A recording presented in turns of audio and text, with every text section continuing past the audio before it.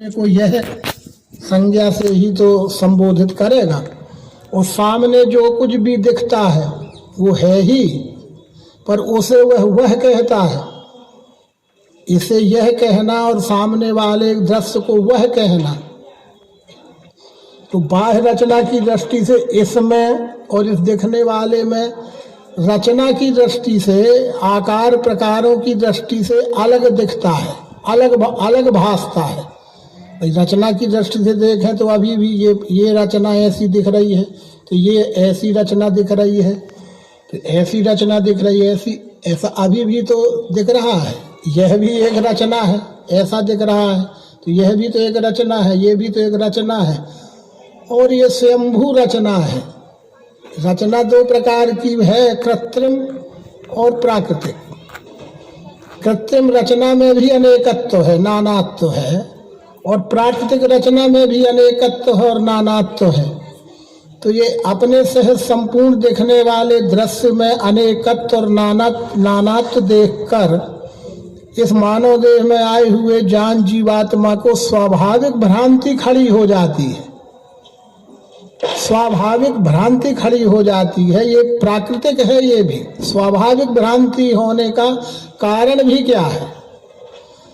अपन कहीं जड़ से शुरू करें, मूल को समझें, और मूल में भूल कहाँ हुई है वो समझना, वो अध्यात्म है। तो अब ये भी प्रश्न उठता है कि क्यों हो गई? हम व्यवहार में रहते हैं, भारत भ्रमण करते हैं, व्यक्तिगत चर्चाएं भी होती हैं, सामान्य व्यक्ति से लेके विशेष व्यक्तियों तक से भी वार्तालाप होने का सौभाग्य मिलता है। तो मूल प्रश्न यही आके खड़ा होता है कि आखिर अपन कहेंगे कि भूल हो गई है, ठीक है, निज मूल स्वरूप का भ्रम हो गया है। ये सैद्धांतिक उत्तर तो ये है ही, और यही सैद्धांतिक उत्तर है।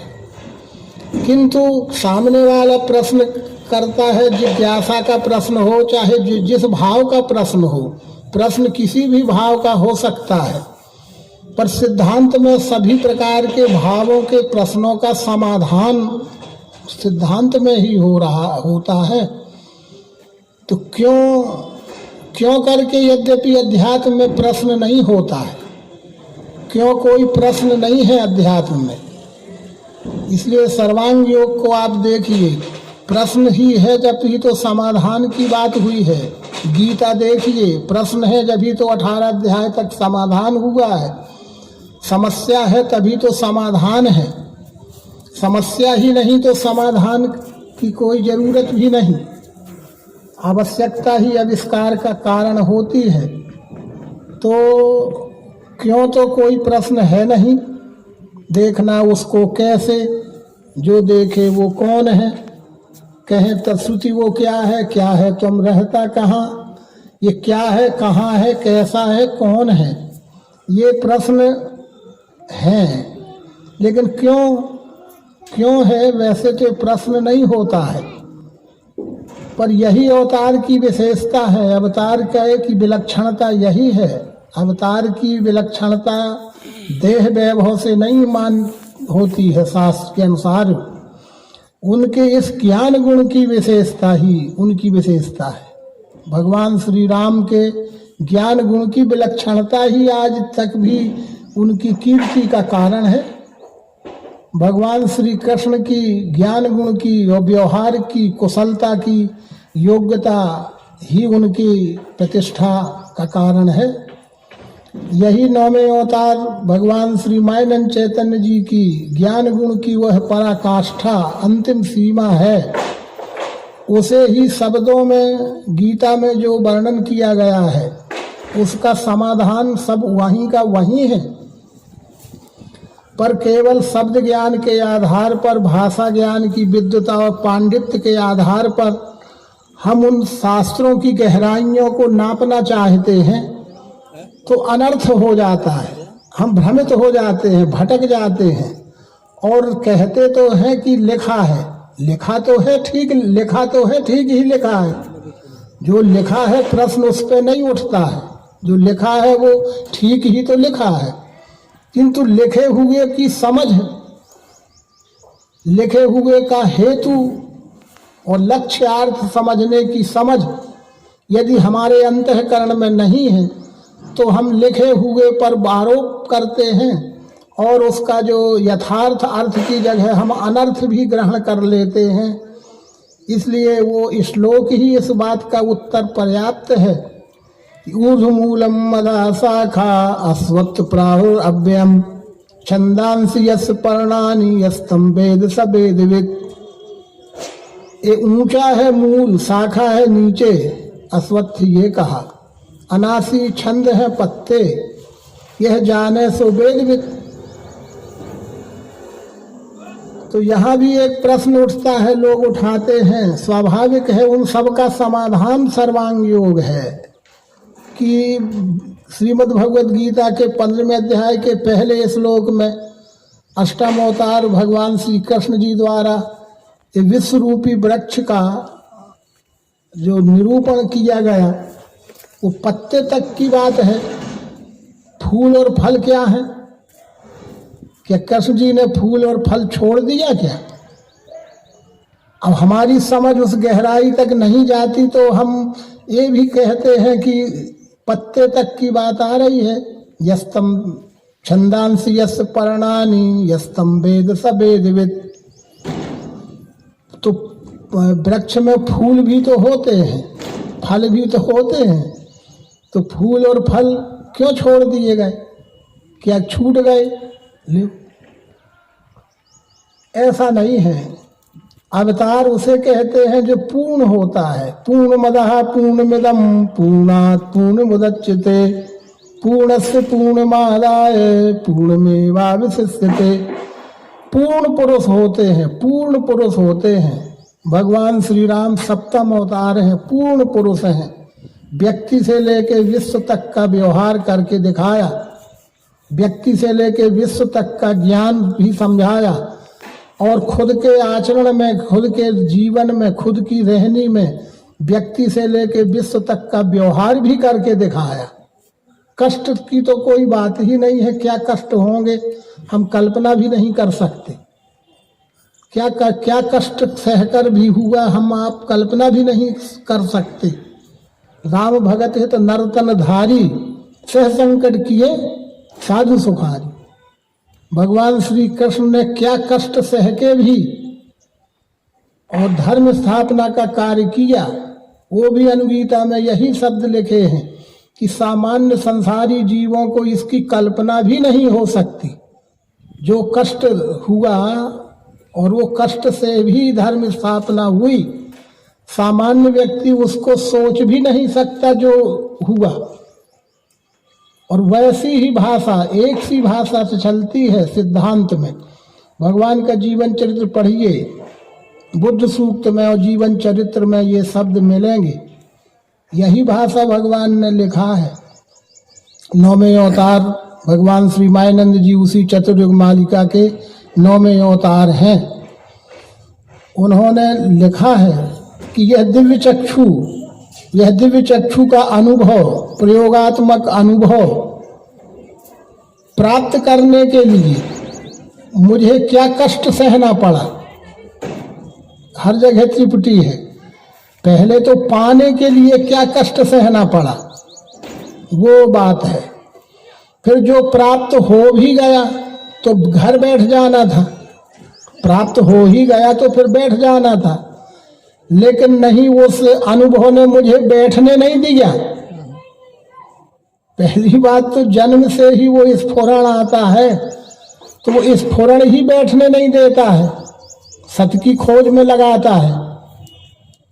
तो सत्य की खोज में लगाता है तो क्या कष्ट हुआ, प्राप्त करने के लिए क्या कष्ट हुआ। ठीक है, प्राप्त हो गया था तो फिर बैठ जाना था, पर उस स्फुरण में बैठने भी नहीं दिया कि जो प्राप्त हुआ है वो तो बांटने के लिए हुआ है।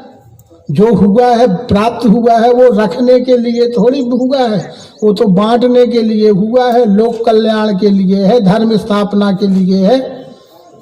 तो बैठने न दिया तो उसके लिए क्या तप करना पड़ा। पढ़िए इतिहास धर्म का। हम आप अभी भी वो जगह की कल्पना जाके देखो तो अभी भी कोई एक दिन में रहने को कह दे तो न रह पाएंगे। वो समय की बात तो छोड़िए, जब दिन में भी अंधेरा रहता था, इतना घना और निर्जन स्थान था। आज भी नहीं कोई, रात में तो आज भी कोई नहीं रह सकता होगा। पर जो प्राप्त हो गया था उसको बांटने के लायक बनाने के लिए, औरों को समझाने के लायक बनाने के लिए क्या कष्ट हुआ। ठीक है, बांटने लायक भी बना दिया, वो भी प्राप्त हो गया, तो बैठ जाना था ना। चलो भाई, औरों को समझाने लायक तरीका मिल गया, चलो बैठ जाओ। फिर उसने भी और नहीं बैठने दिया, वो तरीका मिल गया तो तरीके ने और नहीं बैठने दिया। फिर प्रचार प्रसार करो, भ्रमण करो। ये प्राप्त करने में, प्राप्त किए हुए को देने लायक बनाने में, और देने लायक तरीका मिल गया तो उसको जनता जनार्दन में बांटने में, तीनों तप किए ना। मुझे क्या कष्ट हुआ इसकी आप लोग कल्पना नहीं कर सकते हो, कहते। तो मेरे बाद तुम्हारा क्या कर्तव्य है? मेरे बाद तुम्हारा यही कर्तव्य है कि अब तुम्हें और कुछ श्रम करने की जरूरत नहीं है। तुम्हें पकी पकाई खीर अब सामने मिल ही गई है, थाल में पका पकाया पकवान भोजन मिष्ठान्न स्वादिष्ट मिल ही गया है, तो उसमें अपना न मिलाओ। कहीं से भी अपनी विद्वता का, अपने पांडित्य का अभिमान, जानने का अभिमान, करने का अभिमान रूपी जहर मिला के उसको जहरीला मत करना। वो तो गुरु उच्चिष्ट है। गुरु उच्चिष्ट यानी तत्वदर्शी सदगुरु के द्वारा प्राप्त करके टेस्ट किया हुआ, वो तो परीक्षण किया हुआ है ना। जैसे आज कोरोना वायरस की वैक्सीन आई है तो ट्रायल होके आई है ना। अब हम ट्रायल करेंगे का? वो तो पहले ट्रायल होने के बाद उसको मान्यता मिलके और कई लेवल पे ट्रायल होने के बाद अब वो आई है, तो अब हम ट्रायल क्यों करेंगे उसकी? इसी प्रकार से ये ज्ञान की वैक्सीन है। ये जो मानव जगत में विचारों का प्रदूषण है, ये भी एक बहुत खतरनाक विषाणु है। व्यवहार का, धर्म का, ईश्वर का, कल्पित विचारों का जो प्रदूषण फैला के मानवता में को बीमार कर दिया जाता है जब तो उसकी भी वैक्सीन चाहिए ना। ऑल इंजेक्ट वो ऑल इंजेक्ट करने की वैक्सीन का आविष्कार ही अवतार है। वो अवतार ही वह दिव्य चक्षु योग, ज्ञान योग, आत्म योग, विश्व रूप दर्शन योग का आविष्कार करते हैं। उसमें अपना ना मिलाओ, चुपचाप इंजेक्ट लगवाओ ना, अपनी चतुराई ना लगाओ, अब चुपचाप वैक्सीन लगवाओ। सबको सूट करेगी, किसी को वो कुछ गड़बड़ करने वाली चीज नहीं है। ये मन की कल्पना है कि हमारा कुछ पुराना छूट रहा है, हमारा कुछ पुराना छूट जाएगा, आज तक हमने जो किया वो निरर्थक जाएगा। अनेक प्रकार के जीव भाव के कल्प विकल्प मनुष्य को सत्य को ग्राह्य करने में बाधा उत्पन्न करते हैं। सत्य को ग्राह्य करने में बाधक तत्व हैं ये विचार हमारे ही। इसलिए ये भगवान कहते कि इन सब तुम अपने विचारों को अर्जुन छोड़ना। तूने सुन कर जो मान रखा है, प्रदूषित हो गया तेरा अंतःकरण। और अर्जुन खुद स्वीकार करता है कि मैं भूला हूँ धर्म, सो पूछता हूँ अज्ञान के दोष हिये समाये। सुन कर अज्ञान की बहुत सारी बातें मैंने अपने में समेट ली हैं और मैं ज्ञानी मान बैठा हूँ। अपने को बातें समेट रखी हैं अज्ञान की और व्यवहार करता हूँ अज्ञान का और मानता हूँ ज्ञानी। आज यही स्थिति हमारी आपकी है मनोदशा।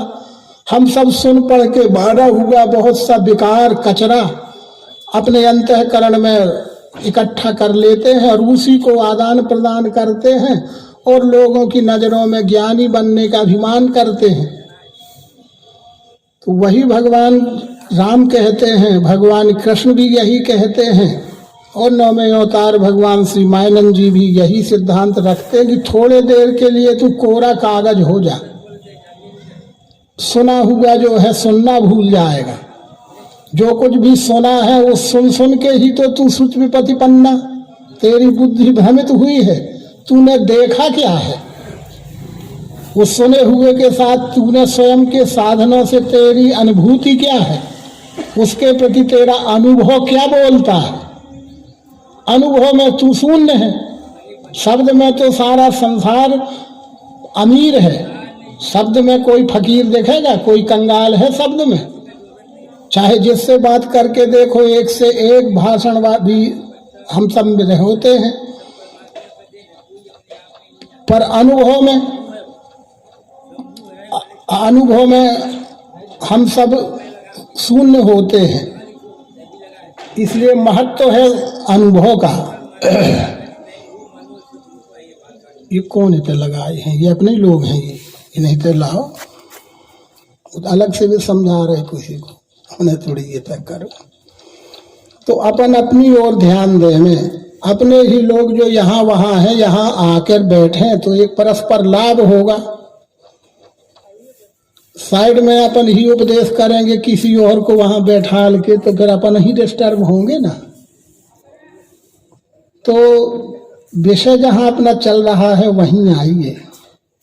ये विश्व रूपी वृक्ष का फूल 4 खानी फूल है, 4 खानी जगजीव अपारा, और उसका फल ये मानव शरीर है। जो दूसरे अध्याय में लिखा है, मनुष्य योनि यह नीचले में करे कर्म सदा समूल के वो।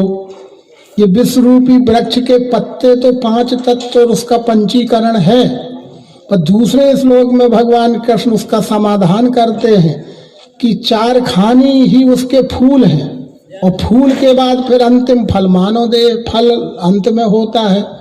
नीचले में कहने का मतलब अंत में, नीचले यानी अंत में। किसी भी वृक्ष की अंतिम उत्क्रांति आखिरी में क्या होती है? तो नीचले में कहलाए ना। नीचले में यानी नीचे फलता है कि ऊपर? पर नीचले में कहने का हेतुआर्थ लेना है, शब्दार्थ में साथ पकड़ में नहीं आती, समझ नहीं आती। अंत में फल बन गया, फल के अंदर वही बीज हो गया। आम की गोही से आम का झाड़ बनते हुए फूल आ गए होंगे, अब आमों में मोर आ गया। आखिरी में फल बन के वो जब पक जाएगा तो उसके अंदर वही गोही होगी ना, कि दूसरी चीज होगी? पर वो क्यों का उत्तर ये दे दिया गीता ने कि जैसे एक गोही या बीज का स्वयंभू उत्क्रांति विकास अस्ति जायते वर्धते विकसित होता होता आखिरी में फल बन गया। फल के अंदर वो बीज है, हर फल के अंदर बीज है। अगर एक आम में लाखों फल फलते होंगे तो हर फल में बीज होगा, गोही होगी आम की कि ना होगी? इसी प्रकार से मानव देह में दिखने वाले अनेकों हैं, हम अकेले हैं का? आज ही आधार्य दुनिया में 7 अरब मनुष्य होंगे हम आप। 7 अरब मनुष्यों में भी वही बीज है, ठीक? तो हर बीज अपने को वो फल मान लिया। आ रही मेरी बात समझ में? हर फल के अंदर जो बीज है उसने अपने को समेट के इतना मान लिया कि मैं इतना हूं। यही है क्यों का उत्तर, कि बीज ही स्थूल हुआ।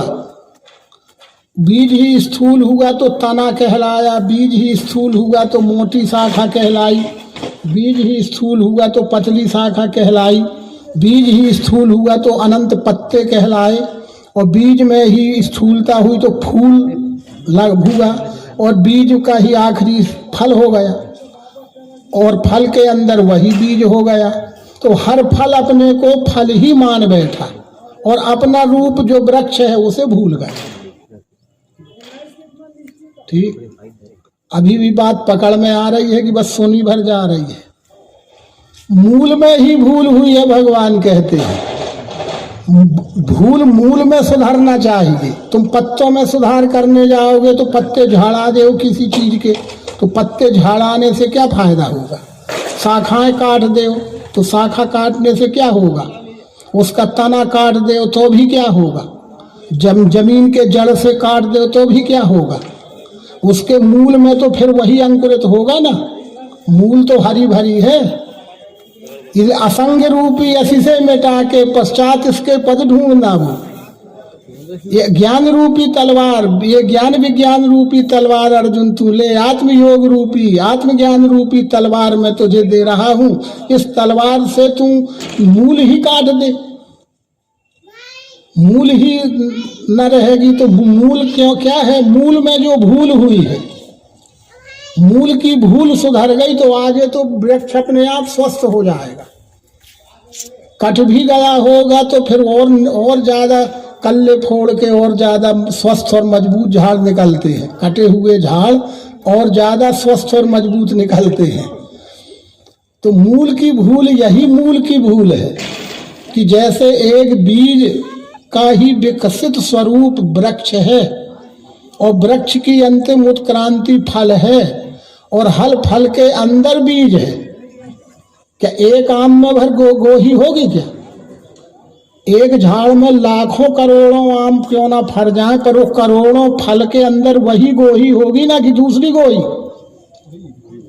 तो हम तुम 7 अरब लोग अगर हैं मानव जगत में, तो कौन गोही है हमारे आपके अंदर सबकी? विचार करो अब बस।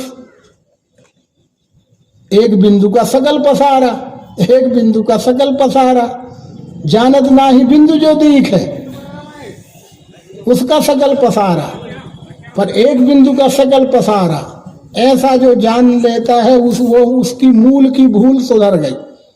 वो मूल की भूल सुधर गई जानो, और जितने फल उतने गोही।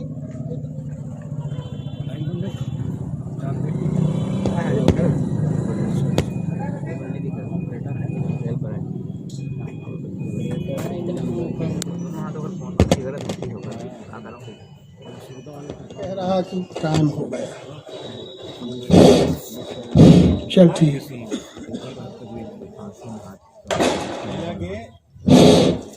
इस तरह से यह जो एक देशी विचार है कि जितना फल उतनी गोही तो है, पर वो उतने प्रकार की है क्या? मान ये आम का फल है तो इस आम के फल से की गोही से तो आम का झाड़ होगा, पर इस फल की गोही से इमली हो जाएगा क्या? तो फिर किसी से महुआ और दूसरी जिन्स हो जाएंगी क्या? सोचिए। अरे जब एक ही वृक्ष के फल हैं तो उनके अंदर जो बीज रूप गोही है वो हर गोही में वही वृक्ष बनाने की क्षमता है। सोचिए, मेरी बात समझ में आ रही होगी। मैं थोड़ी दूसरे भाषा में बोलना शुरू हो गया लगता है, ठीक है। और हम तो यही सोच बैठे ना कि हमारे अंदर की गोही छोड़ो, जो हमारे में गोही है वो तुम्हारे में नहीं है। हम जो झाड़ बना सकते हैं वो आम का बनेंगे, तुम तो इमली महुआ के झाड़ बना रहे हो। ऐसा होता है क्या? यही जीव अभिमान है, यही जीव दशा है। ममैवांशो जीव लोके जीव भूता सनातना। जब अष्टम अवतार भगवान श्री कृष्ण कहते मेरा ही अंश है जीव अनादि जीव लोक में। मम यह कस्थम जगत कृष्णम मम देहे सचराचरम एकांशे निष्ठो जगत। जब भगवान श्री कृष्ण कहते एकांशे निष्ठो जगत, हे अर्जुन ये जगत यानी अलग अलग प्रकार की रचना और बनावटों का नाम जगत है। बनावटों का नाम जगत है और हर बनावट में मेरा ही अंश है। भाई मिट्टी है तो मिट्टी की कितनी बनावटें हैं, लकड़ी की कितनी बनावटें हैं, लोहा की कितनी बनावटें हैं, सुनार सोनी के चांदी सोने के कितने आभूषण की बनावटें हैं। पर उससे पूछो कि चांदी किस में नहीं है, किस बनावट में चांदी नहीं है, किस बनावट में सोना नहीं है। मिट्टी के आभूषणों हो चाहे खिलौने हो चाहे कुछ भी हो, मिट्टी किस में नहीं है। तो फिर ये सारी सृष्टि ईश्वर से है तो फिर ईश्वर किस में ना होगा? सोचिए, ये लोहा धातु का बना है तो क्या इसमें लोहा नहीं है? ये कागज है तो इसमें कागज नाम की धातु नहीं है क्या? तो इसकी क्या धात है? इसकी क्या धात है? अरे ये ईश्वर से बना है तो इसमें भी ईश्वर है। अंश पक क्या पूरा लोहा इसमें है? पर लोहा से क्या ये अलग है? जैसे इस राड में लोहा है क्योंकि ये लोहे से राड बना है, पर पूरा लोहा राड नहीं है।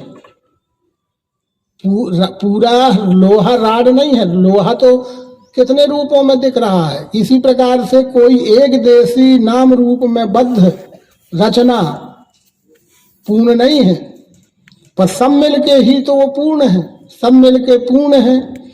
इसलिए मम देहे सचराचरम एकांशे निष्ठो जगत, जगत के एक एक धूल के कण में भी मैं अंश रूप से, और उस अंश का ही अंशी भाव वो अस्थि रूपी विश्व रूप है।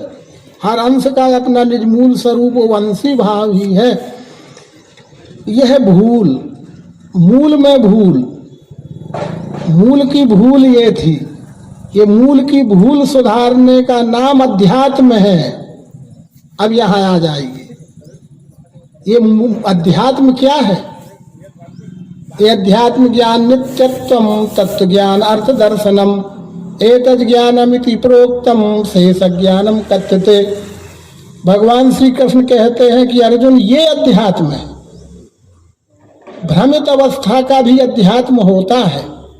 अनेक प्रकार के कुल के, जाति के, मत के, पंथ के, संप्रदायों के आचार विचार, रहनी सहनी, पूजा पद्धति, साधना पद्धति, उपासना पद्धति अनंत है। ये अनंत व्यष्टि है तो अनंत प्रकार की साधना पद्धतियां हैं।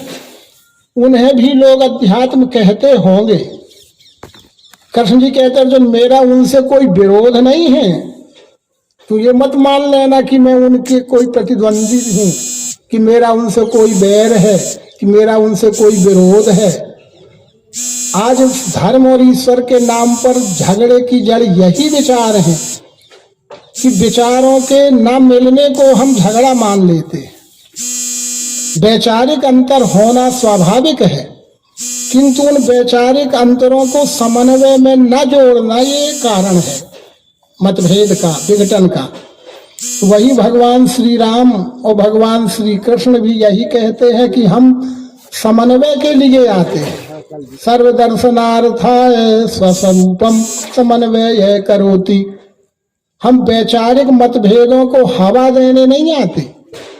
वैचारिक मतभेदों को खाद पानी देना हमारा काम नहीं है, बल्कि अनेक प्रकार के मतांतरों को, मतभेदों को एक ही प्लेटफार्म देना, एक ही प्लेटफार्म में लाके खड़ा कर दिखाना, वो हमारी विशेषता है। इसीलिए युगों युगों तक हमारे ज्ञान गुण की कीर्ति रहती है। ये गीता में यही तो कृष्ण कह रहे हैं, हमारे ज्ञान गुण की कीर्ति अमर है। वो मत्स्य से लेकर के कृष्ण तक और 9वें अवतार कल्कि तक एक चतुर्युग मालिका में 10 बार मेरी ही कीर्ति रहती है। ये मेरी कहने का मतलब देवभाव की नहीं, देवभाव की मैं मेरे नहीं है। गीता के अंदर व्यष्टि भाव, समष्टि भाव, पारमेष्टि भाव, तीनों भावों के मैं मेरे शब्द हैं। मानस के अंदर, गीता के अंदर मैं मेरे शब्दों का एक देशी अर्थ नहीं है, जैसा हम अपने को मैं मेरा तू तेरा मान के अर्थ लगाते होंगे। वो भगवान कृष्ण कहते कि ऐसा मैं मेरा नहीं है अर्जुन। मत्तः परतम नाम किंचित अस्ति धनंजय, मई सर्वमिदं प्रोक्तम सूत्रे मणि। विश्व में सब मैं ही हूँ, तो अहम प्रभुवा सर्वस्व, सबका उत्पादक मैं। तो ये कोई व्यक्ति भाव थोड़ी है, ये समझ पारमेष्टि भाव। परमात्मा तो सबका उत्पादक है ना। यस्मात् जातम जगत सर्वम यस्मिन्नेव प्लीते येन धारते चैव तस्मै परमात्मने नमः। तो परमात्म भाव से कही हुई बातों को हम व्यष्टि भाव से समझने बैठ जाएं और कहें हम ज्ञानी हैं, लाओ मैं अर्थ करता हूँ, तो हम अनर्थ ही समझेंगे, अनर्थ ही समझाएंगे और मानवता के विघटन का कारण बनेंगे। इसलिए अर्जुन तू ईश्वर सर्वभूता नाम हृदय से अर्जुन तिष्ठति। ये विश्व में मुझे देख है, मेरे में विश्व को लख है, उसकी दृष्टि में मैं हूँ, वो मेरी दृष्टि में बस है। लोग कहाँ कह रहे हैं कृष्ण जी मुझे कहाँ देखे? अरे जो मुझे विश्व में देखे और विश्व को मेरे में लखे, यो माम पश्यति सर्वत्र सर्वम क्या मयि पश्यति तस्याहम न प्रणश्यामि सच में न प्रणश्यति। जो मुझे विश्व में देखे, कितना स्पष्ट कर दिया कि शरीर में देखे मात्र, इसके सहित विश्व क्या है? फिर शरीर अकेला है क्या? तो क्या ये शरीर विश्व से अलग भी है क्या? हम अंश रूप हैं, विश्व के अंश हैं और हमारा ही अंशी भाव ये विश्व है। तो जो मुझे विश्व में देखे और मेरे को विश्व में लखे, उसकी दृष्टि में मैं हूँ, वो मेरी दृष्टि में बस है। वहां दो कहाँ रहा? जो देखे वो कौन है? अब कौन है जो देखे वो कौन है? अरे आपको आप ही जानते हो जनार्दन। वो ब्रह्मांड का अग्नि ही आंख बन के रूप देख रहा है, अग्नि का ही गुण रूप है और अग्नि की ही अंश रूप क्रियाशील ज्ञानेन्द्रिय नेत्र में चक्षु है। तो कौन किसको देख रहा है? दृश्य भी वही है, दर्शन भी वही है, दृष्टा भी वही है। वो दृष्टा के स्थान पर अग्नि है, दृश्य के स्थान पर रूप है और दर्शन के स्थान में चक्षु है। पर अग्नि के बिना तीनों है का? ये चीज तीन है कि भाव तीन है? तीनों भावों में तो एक ही वस्तु के तीन भाव हो गए। जो गुण की दृष्टि से रूप है, यहाँ उसको रूप कहते हैं, तो यहाँ उसको चक्षु कहते हैं और यहाँ उसको अग्नि कहते हैं। अग्नि की ही उत्क्रांति इंद्रिय के रूप में ये क्रिया दृष्टि से चक्षु है और गुण दृष्टि से रूप है और तत्व दृष्टि से अग्नि है। पर वो है चीज वो ही, तत्व दृष्टि, क्रिया दृष्टि और रूप दृष्टि, गुण दृष्टि। आ रही समझ में? ये त्रिपुटी योग है, ये आत्म योग है, ये अध्यात्म है। अर्जुन तू इस अध्यात्म को ग्रहण कर। ये नाना प्रकार की पद्धतियां और नाना प्रकार की पद्धतियों में बांटने वाले और बंटने वाले से मेरा विरोध नहीं है।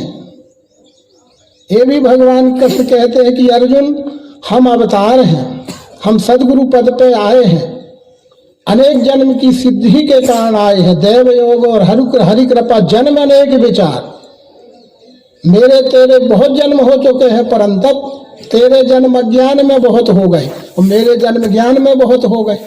जन्म तो दोनों के होंगे, तेरे अज्ञान में बहुत हुए हैं, मेरे ज्ञान में बहुत हुए हैं, लेकिन अनेक जन्म के बाद मैं इस स्थिति पर पहुंचा हूं कि ये विश्व ही ब्रह्म है। बहुना जन्म नामन्ते ज्ञानवान माम प्रपद्यते वासुदेवा सर्वमिति स महात्मा सुदुर्लभा। ये ब्रह्म नाम विश्व का है, ब्रह्म नाम विश्व का है और विश्व नाम ब्रह्म का है। ये पर्यायवाची शब्द है। तू इन शब्दों से भ्रमित मत हो जा कि ब्रह्म कहते ही रोचक दिमाग में आता है और विश्व कहते ही भौतिक दिमाग में आता है। सोचिए अपनी मनोदशा, ठीक? वो नक्शा अपना खींचना है।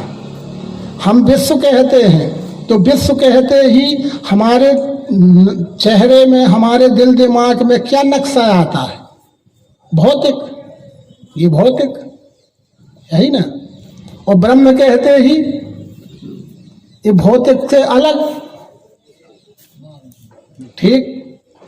समझिए इन शब्दों के लक्ष्यार्थ जो कृष्ण ग्राह्य कराना चाहते हैं, जो भगवान श्री राम ग्राह्य कराना चाहते हैं, जो 9वें अवतार भगवान श्री मायानंद जी ग्राह्य कराना चाहते हैं। मूल में ही ठोकर मारना, मूल की भूल को ही दुरुस्त करना, ये अवतार की विशेषता है।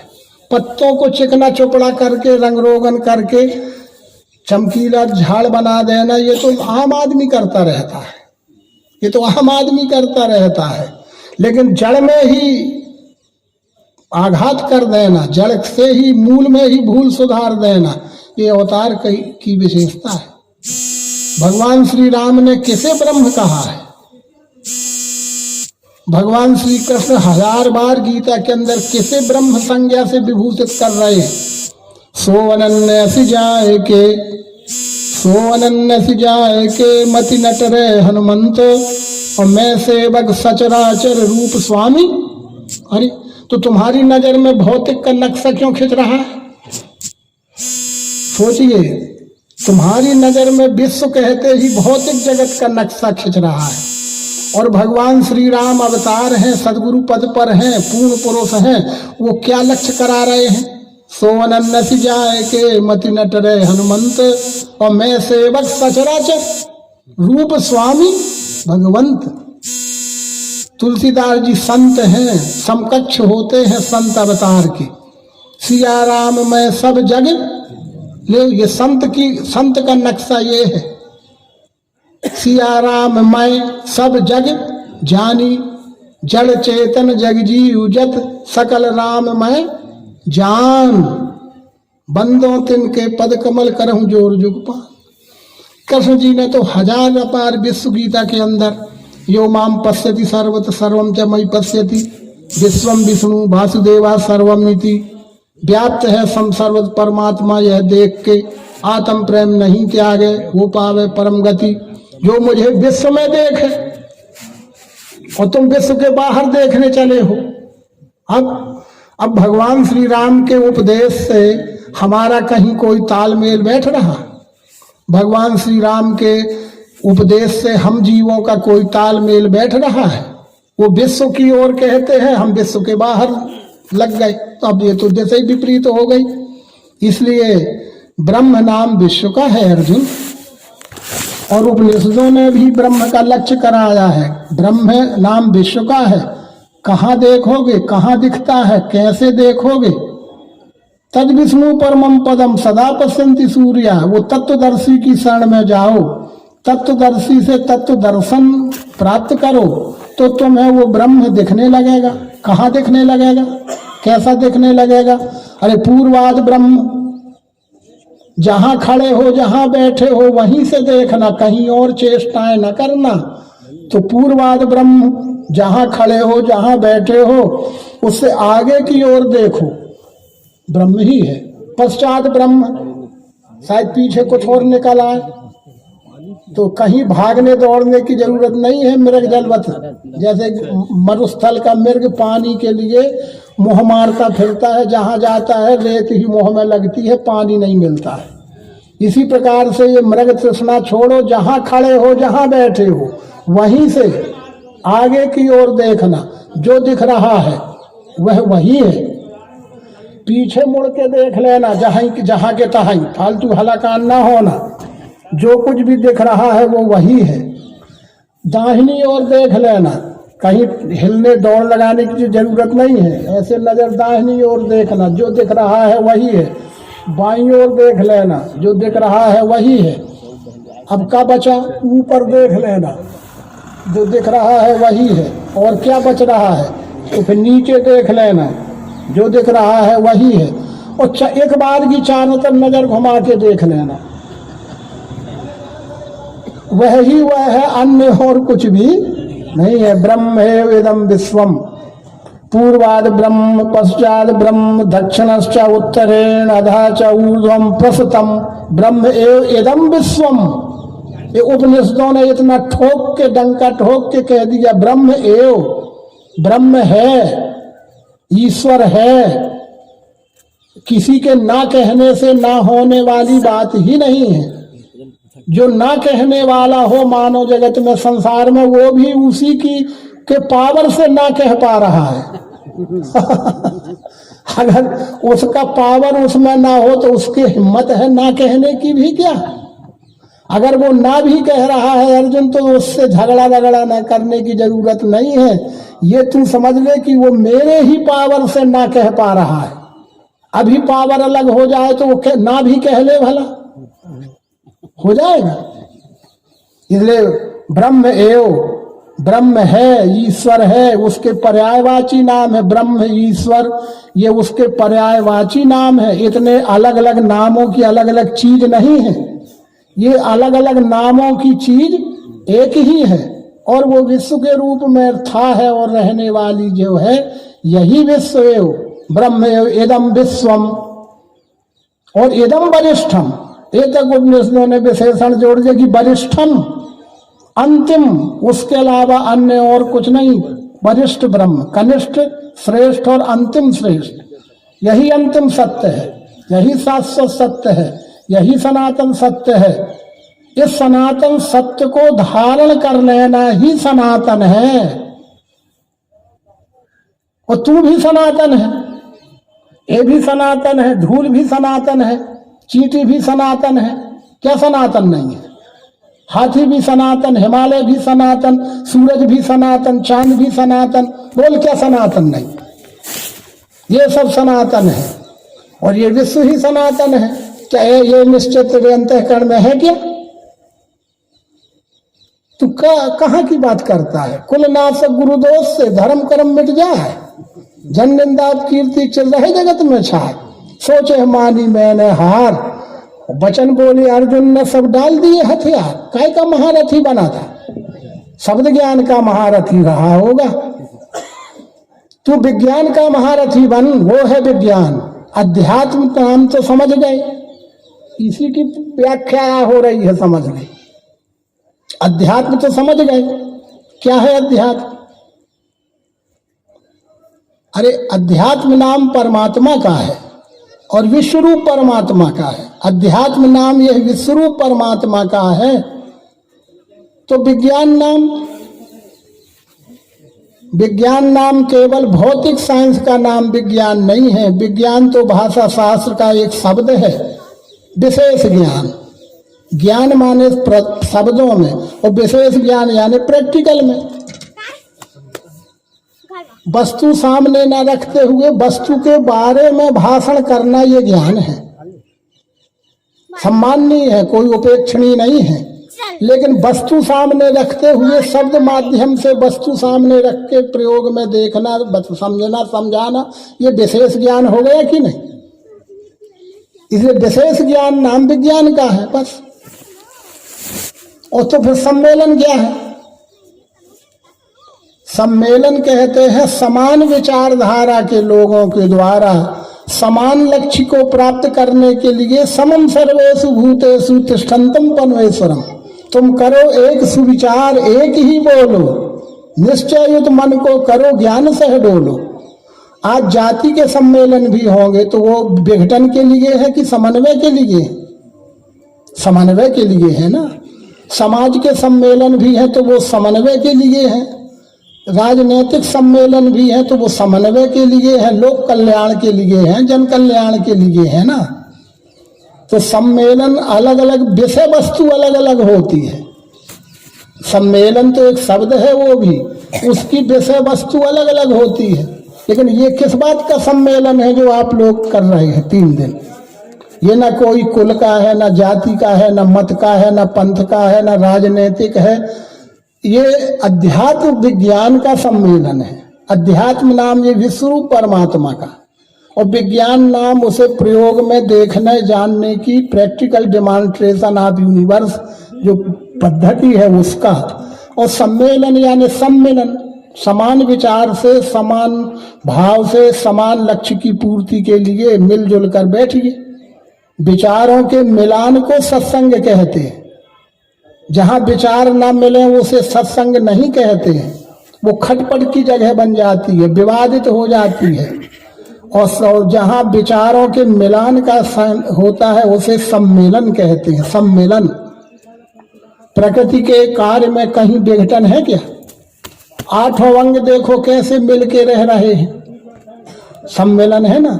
ये देह में विचार करो, एक पिंड में विचार करो, अपने देह के अंदर बाहर कितने अंग और उपांग हैं, सब मिलके रह रहे हैं ना। सोचो, आंख से देखने का निरंतर कार्य हो रहा है, होता ही है। पैर चलते जा रहे हैं, ठीक है, कोई अंतर आ रहा है?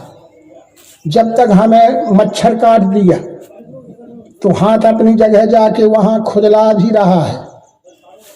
शरीर के एक बारीक से बारीक अंग भी अपने अपने स्थान में रह के अपना अपना प्रकृति नियत स्वाभाविक कार्य अपने ही सुख के लिए कर ही रहा है।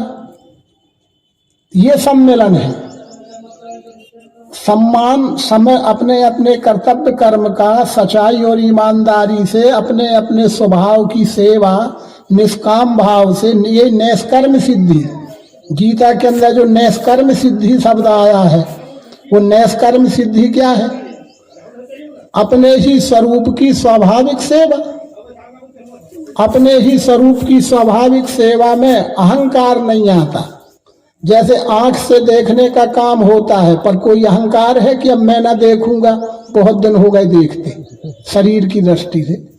पैर को कोई अहंकार होता है कि मैं अब न चलूंगा, बहुत दिन हो गए चलते। शरीर का एक अंग आंख देखने का काम करता है, किसके लिए देख रहा है? अपने लिए कि पूरे शरीर के लिए? कान कब से सुनने का काम कर रहा है, जन्म से आज तक, किसके लिए? सब पूरे शरीर के लिए ना। शरीर ही पे विचार करो। हाथ किसके लिए बहुत दिन से चल क्रिया कर रहे हैं? इस शरीर के लिए। रोज मंजन खाना पीना किसके लिए हो रहा? पैर चलने का काम कर रहे हैं, किसके लिए? पूरे शरीर के लिए। तो जैसे शरीर का एक छोटा से छोटा अंग भी अर्जुन अपने पूरे शरीर को सुखी बनाने के लिए अपने स्वभाव का काम कर सकता है। आंख देखने के अलावा और कोई काम लेना चाहो तो होगा? कान से सुनने के अलावा कोई और काम की अपेक्षा रखो तो होगा? पैरों से चलने की अपेक्षा कुछ और अपेक्षा रखो तो होगा? इसलिए अपेक्षा रहे तो रुपेक्षा रहे। यदि अंग से तुमने अपेक्षा से ज्यादा अपेक्षा रखी तो परिणाम क्या होगा? दुख होगा, शांति होगी, विघटन होगा, उदासी होगी। और उपेक्षा किया कि चलो भाई आंख अब देखने का काम नहीं करी, चलो निकाल के बाहर करो, हो जाता है क्या? चलो भैया वो कान अब सुन पड़ गए, अब सुनने का मतलब नहीं है, जिनको ऑपरेट करके निकाल दी, जगह क्यों खनाए, इतना और सब एक सा हो जाएगा, इनको अलग करो ऑपरेट करा के। ऐसा होता है क्या? इतना तक विचार किया तत्वदर्शियों ने, भगवान ने इतना तक बारीक विचार किया सज्जनों। फिर मैं समाप्त करता हूँ।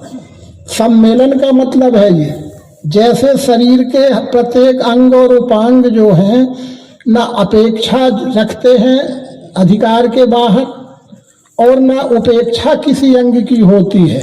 सर्वांग को सुंदर बना के और सर्वांग के सुख के लिए सर्वांग प्रिय दिखते हैं।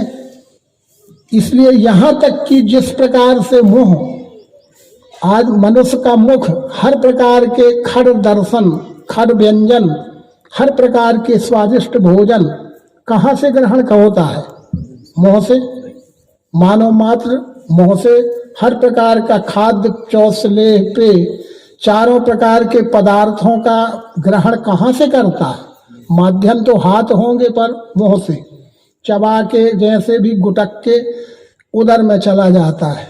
पाचन तंत्र में पाचन क्रिया हो के उसका सब बंटवारा जहाँ तहाँ जो जी जहाँ के लायक है, रस रक्त बनते हुए शरीर को तुष्टि पुष्टि और शांति और स्वस्थता प्राप्त होती है। पर बचा हुआ जो कचरा है, कचरा ही तो है ना, वो कहाँ से जाएगा? ठीक, घर में पानी तो बहा रहे हो, पर नाली भी तो कहीं बहा जाएगी ना, कहीं नाली तो कनेक्शन होगा। तो ये घर है, शरीर है तेरा, इसका मलमूत्र का कचरा कहाँ जाएगा ना, तो कोई स्थान से जाएगा ना। उसको काट के अलग करो। हंसो मत, समझो, ठीक, करो काट के अलग। ये इसको तो रखाओ, क्योंकि ये सब हलवा पूड़ी खटरा चावड़ा खटरस व्यंजन यहाँ से सब अच्छा होता है, इसको सजाओ। और जहाँ से फिल्टर हो करके अवशिष्ट पदार्थ का गमन होता है, वो तो गंदी चीज अलग करो, कटवा के काट काट के हो जाएगा। फिर ये दृष्टि प्राप्त हो जाना ही अध्यात्म दृष्टि है। ये दृष्टि विज्ञान दृष्टि है। ये आदि मध्यांत रहत अनंत विस्तार सब मैं ही हूँ अर्जुन, मुझे कहाँ काट के अलग करेगा? और जैसे तू गंदा समझ के काट के अलग करना चाहता है, उसके बिना तेरा अस्तित्व ही समाप्त हो जाएगा। तू भी जब तक है, काट के अलग करो ना शरीर के उन अंगों को जो हमने लक्ष्य करा दिया, तुम्हारा ही अस्तित्व खत्म हो जाएगा। तो हम हैं तो हमारा अस्तित्व है, तो हमारे अस्तित्व अंग और उपांगों का भी अस्तित्व है। हर अंग और उपांग अपने अस्तित्व का, अपनी स्वाभाविक सेवा का कार्य करें। ये सम्मेलन विधि, अच्छा टेंट लगा हो, भारी भीड़ जुड़ी हो, आदि आदि, ये तो भौतिक सम्मेलन हो गया। होना चाहिए, हो गए, उससे कोई परहेज नहीं है। पर एक से दो भी हैं तो वो सम्मेलन हो रहा है। भगवान शंकर है और भवानी पार्वती है, वो क्या हो रहा था?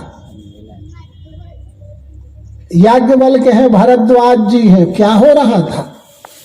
कागभुसुंड जी है, गरुण जी है, क्या हो रहा था? राम जी है और लक्ष्मण जी है वन में, एक बार प्रभु सुख आसीना, लक्ष्मण बचन कहे छलहीना, क्या हो रहा था? और युद्ध भूमि में भी भगवान कृष्ण है और अर्जुन है और रथ के ऊपर बैठे हैं, तो हो क्या रहा था? अब बस अब आती होगी बात समझ में। सम्मिलन, समम सर्वेषु भूतेषु तिष्ठन्तम परमेश्वर, व्याप्त है सम सर्वत्र परमात्मा, यह देख के जान के।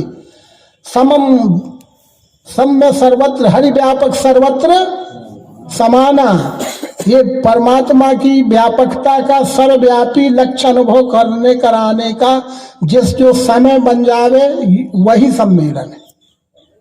हरि व्यापक सर्वत्र समाना, समाना, समान रूप से सब में एक ही अस्तित्व की व्याप्ति है, ऐसा देख कर जानकर। और फिर व्यवहार तो है ही, व्यवहार इतना बारीक है जितना बता दिया कि जैसे नख से सिख तक एक पिंडभूत शरीर में मेरे ही सब अंगोपांग हैं, सब अंगोपांगों का प्रकृतिदत्त निर्धारित कार्य सुनिश्चित है और वो अपना अपना कार्य करते हुए कोई अभिमान भी धारण नहीं करते हैं। और अपने सेहत, आंख किसके लिए देखती है? अपने सेहत सबके। कान किसके लिए सुनता? अपने सेहत सबके। पैर किसके लिए चलता है? अपने सेहत सबके। इसी प्रकार से ये मानव जीवन फिर कैसा होना चाहिए? अपने को छोड़ के भी नहीं हो सकता। छोड़ने का तो यहां कोई अब सवाल नहीं ना। आंख देखती है, आंख छोड़ के अपने को। कान सुनता है, अपने को छोड़ के क्या? पैर चलते हैं तो अपने को छोड़ के। तो फिर तू अपने को छोड़ के क्या भक्त हो जाएगा? अपने को छोड़ के कैसी तेरी उपासना हो जाएगी अर्जुन? तेरी भक्ति अपने को छोड़ के कैसी होगी? और तो फिर वो होगी भी यदि तो उसे क्या संज्ञा होगी? नारी मुई गए संपत नासी, तो मूड मुड़ाए भय सन्यासी। उसे सराहनीय कहा गया कि आलोचनात्मक रूप से तुलसीदास जी कह रहे हैं, है सन्यास जैसे संज्ञा उसी का नाम योग है। हे भगवान कृष्ण कहते अर्जुन, एकम सांख्यम च योगम च एक भक्तिर विशिष्यते। अर्जुन जैसे सांख्य कहते हैं उसे ही योग कहते हैं और उसे ही भक्ति कहते हैं। भक्ति पुरुषोत्तम रूप है, सर्वद रूप है। सर्वद पी रहे हो, सर्वद मिल गया तो शक्कर मिल गई कि पानी मिल गया? खीर खा रहे हो तो दूध खा रहे हो कि चावल खा रहे हो? तो क्या तू ज्ञान कर्म पृथक की बात करता है? अरे ज्ञान कर्म पृथक माने अज्ञानी है, पंडित नहीं। यथार्थ एक करने से दोनों की फल प्राप्ति है। यथार्थ एक करने से दोनों की फल प्राप्ति है। शक्कर को और पानी को यथार्थ एक कर दिया तो क्या है वो? तो शक्कर है कि पानी है? तो फिर तुम्हें शक्कर का सुख मिल रहा है कि पानी का सुख मिल रहा है? अरे ये दोनों भावना छोड़ो, यही तो छूटती नहीं, लगी है अभी भी। अरे ये दोनों भावना छोड़ो। सर्वांग योग में भगवान कहते ये दोनों भावना छोड़ो। तो शरबत पिए से काम की, अब शक्कर पानी की रट में लगे हो तो अब तुम कहाँ का सगुण निर्गुण साकार निराकार की वो पृथक पृथक मानना? सगुण साकार से निराकार, निराकार से साकार, जड़ से चेतन, चेतन से जड़, दो मानना ही जड़ चैतन्य की ग्रंथि है। अरे शरबत का आनंद ले भैया, कहाँ का शक्कर कहाँ का पानी? और शरबत केवल अकेला पानी शरबत नहीं हो सकता, अकेली शक्कर शरबत नहीं हो सकती। और शरबत से पानी अलग हो नहीं सकता, शक्कर अलग हो नहीं सकती। देखो क्या क्या रहस्य खोले हैं, ये अवतार के रहस्य है ना। ठीक है, शरबत से पानी अलग कर दे भाई, शरबत से शक्कर अलग कर दे भाई, हो जाएगी। और कोई शक्कर पिला दे तो कहे मान ले कि शरबत पी रहे हैं, और कोई मेरा पानी पिला के कहे मान ले भाई कि शरबत पी रहे हैं, तो आप कहोगे कैसे मान ले, पानी पानी शक्कर शक्कर शक्कर, अब क्या। और दोनों को एक करने से, एक कर दिया 1 सेकेंड में, तब शक्कर पी रहे हो कि पानी पी रहे हो? अभी शरबत पी रहे हैं, तो शक्कर है कि पानी है, क्या है? इसी प्रकार से अर्जुन भक्ति, कोई भी भक्ति नहीं, कोई अनेकता नहीं, कोई बंटवारा नहीं, अनन्य भाव से मेरी करते जो उपासना, अनन्य भाव, अनन्यास चिंतन्त्यो माम ये जनाय परिपास्ते तेषाभियुक्ता नाम योगक्षेमं वहाम्यहम्। वो योगक्षेमं वहाम्यहम् की बात भगवान कृष्ण करते हैं। इस तरह से सज्जनों, प्रारंभिक उद्बोधन के समय इतना ही पर्याप्त है। जो बैनर लगा है उसी की बात हो गई। अध्यात्म क्या है, विज्ञान क्या है, सम्मेलन क्या है, तो विस्तार से अति सहज में अध्यात्म नाम ये विश्व रूप परमात्मा का ही है। विज्ञान नाम उसे स्वयं के साधनों से प्रत्यक्ष प्रयोग में देखना जानना, और वह मुझसे अलग नहीं है, मैं उससे अलग नहीं हूँ, ऐसी अभेदता का दर्शन, लक्ष्य बोध हो जाना, ये विज्ञान है। और सम्मेलन यानी समान व्यवहार के से व्यवहार करते हुए यथोचित व्यवहार करना, ये सम्मेलन विधि है। और भगवान ने एक पद में, पद संग्रह के पद में, पहले ही दूसरे पद में ये विवाह सम्मेलन विधि नाम से पद लिखा है भगवान ने। वो सब अनुभव के पद हैं, यही निरूपण किया गया है। दूसरे पद में जुजबोध दशक और विवाह के नाम से यही सब, यही ज्ञान का सम्मेलन लिखा है। अपना ये ज्ञान का सम्मेलन है, पर शब्द ज्ञान का नहीं है। ज्ञान के 2 श्रेणी हैं, परोक्ष और अपरोक्ष। ये अपरोक्ष ज्ञान का सम्मेलन है, और साथ में ज्ञान, कर्म, उपासना, भक्ति, मुक्ति और अनेक प्रकार के जो अध्यात्म से विषय वस्तु हैं, जिनका मिलान वेद, उपनिषद, गीता, रामायण, संतों का साहित्य और आप्त प्रमाणों के आधार पर किया जाता है। भगवान कहते हैं, भगवान श्री राम भी कहते हैं, कृष्ण कहते हैं, सभी अवतारों की यही घोषणा है कि हे अर्जुन, इस मानव जगत में, संसार में हमारा कोई प्रतिद्वंदी नहीं होता। एक बात दिमाग में लाइए, पंथाओं में, पंथ में प्रतिद्वंदता हो सकती है, ठीक है, पंथ में प्रतिद्वंदता से ही निर्माण होते हैं, पंथ में प्रतिद्वंदता होना ही स्वाभाविक है। संख्या बल बढ़ाओ, संख्या बल बढ़ाओ, क्वालिटी की बात ना हो, क्वांटिटी की बातें हों। जहाँ वो मत पंथ है वो संख्या बल पर टिका रहता है, वो संख्या बल बढ़ाओ वाली बात आधार होती है, पर सिद्धांत में क्वालिटी की बात होती है। क्वालिटी, मनुष्यों में हजारों ये बिरला योगाचर्य, ये आ गई ना बात। मनुष्याणाम सहस्त्रेषु, हजारों में बिरला योगाचर्य, आचरने वालों में बिरला लखे मुझे। एक भी है तो हमारे अनेक बराबर है, पर आचरणवान हो, और आचरणहीन अनेक भी हो तो उनसे नमस्कार करके दूर रहना। इसलिए अर्जुन, सिद्धांत का संसार में कोई प्रतिद्वंदी नहीं होता। अर्जुन से भगवान कृष्ण कहते, अर्जुन, इस संसार में मेरी किसी से प्रतिस्पर्धा नहीं है।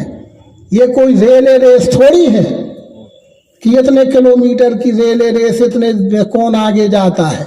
ये रेले रेस नहीं है, मेरी किसी से प्रतिस्पर्धा नहीं है, हम किसी के विरोधी भी नहीं हैं।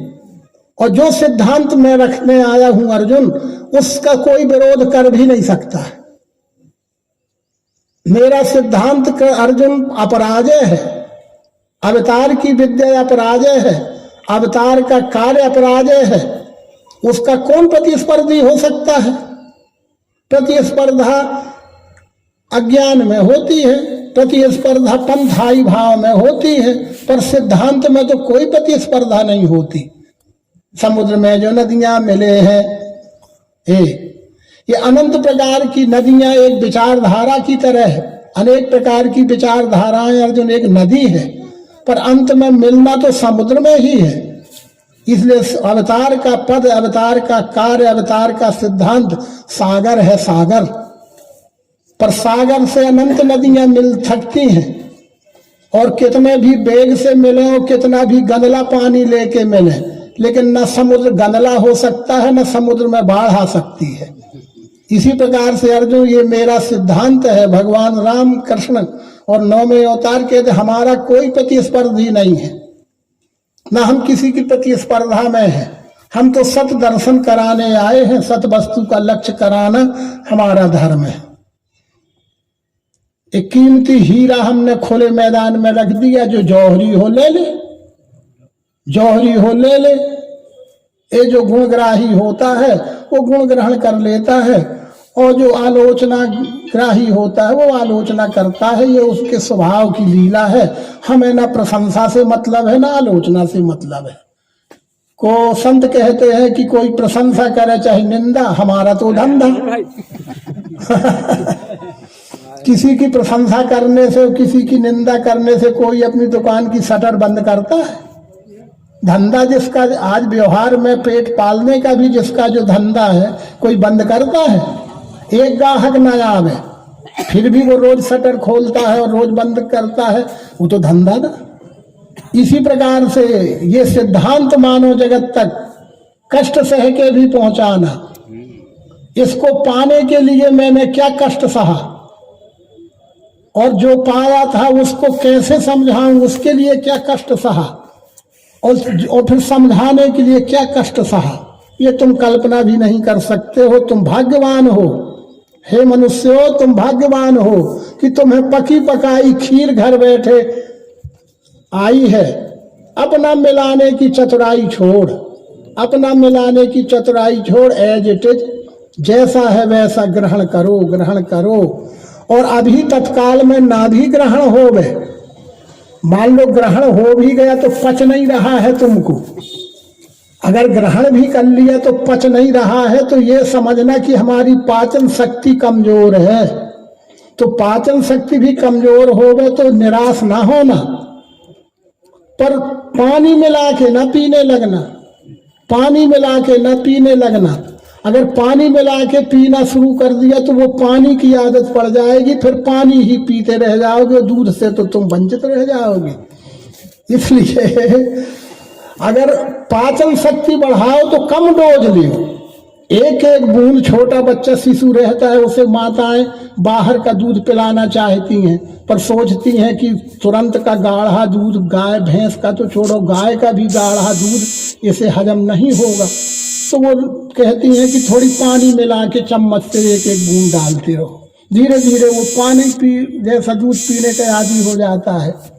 तो भगवान कहते हैं कि ऐसे ही लोग कहते हैं कि सत ज्ञान आपका महाराज ज्ञान कठिन है, सबकी समझ में नहीं आता है। कुछ इसमें पानी मिलाओ तो सब लोग पीने लगे, कुछ इसमें पानी मिलाओ तो भीड़ भी जुड़ने लगे।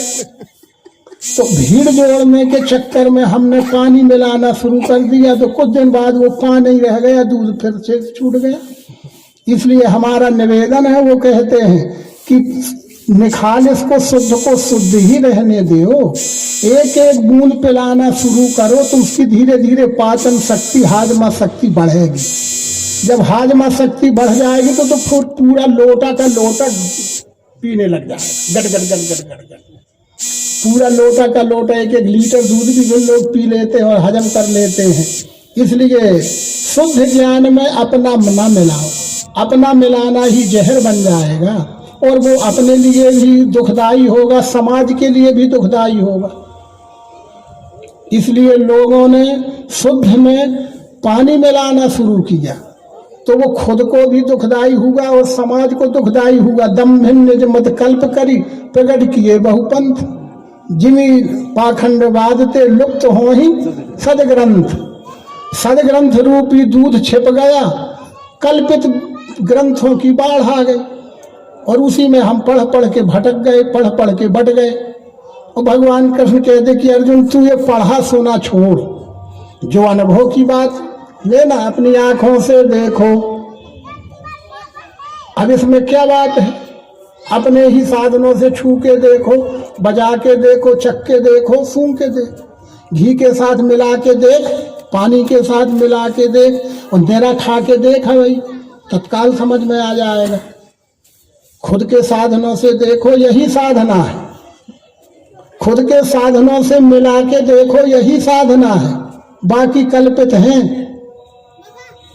साधनों से जो अनुभव आता है वो उससे मिला के देख तो लय हो जाएंगे। लय हो जाएंगे यानी मूल स्वरूप को जान लेंगे। ये रूप और आँख का मूल रूप अग्नि है, शब्द और श्रोत्र का मूल आकाश है, जल और जिह्वा का मूल जल है, गंध और नासिका का मूल पृथ्वी है। ये मूल स्वरूप यथार्थ बोध होने को निज मूल। तो वस्तु में त्रिपुटी देखी कि वस्तु तीन देखी? अरे वस्तु में त्रिपुटी देखी तो हम वस्तु ही तीन गिनने लगे। तो वस्तु में तीन भाव देखे कि वस्तु तीन देखे? ये सब गहराइयों तक विचार करने के लिए सत्संग होगा। आप सब लोग आइए, बैठिए। अधिक से अधिक लोग आवे तो हमें कोई परहेज नहीं है, और कम लोग भी आवे तो हमें अपेक्षा नहीं कि भीड़ क्यों नहीं थी। कोई हमें थोड़ी चाहना है ज्यादा लोग आवे स्वागत है, इसीलिए तो खर्च है, इसीलिए तो आयोजन है। और कम लोग भी आवे तो भी स्वागत है, और अच्छा रहेगा। और ज्यादा भी आवे तो और बहुत अच्छा हो जाएगा। लेकिन अच्छा वो विषय वस्तु अच्छी होना चाहिए। संख्या बल अच्छा खराब नहीं होता, वहाँ की विषय वस्तु क्या है? ये विषय वस्तु प्रत्यक्ष दर्शन है, और यही होगा। और अब बहुत हो गया, अभी समाप्त किया जाता है।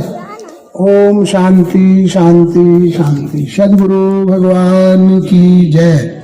विश्व रूप परमात्मा की जय। सनातन धर्म की जय। मातरेवा नर्मदे हर।